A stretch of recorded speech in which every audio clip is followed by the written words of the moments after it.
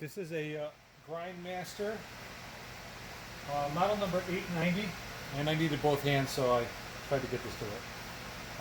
Came out of a closed Meyer store, but to start it, you click here, and then there's a release here. I just wanted to show that it works nice and quiet. You can go up to 15, down to 1.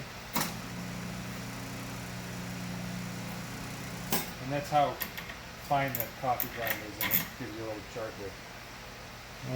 Let me pick this up. So there's the chart.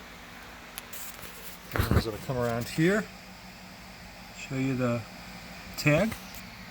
Let me turn this unit a little bit. You can see the back of the unit with the parts description on the back. It is a 110 unit, plugs into household current.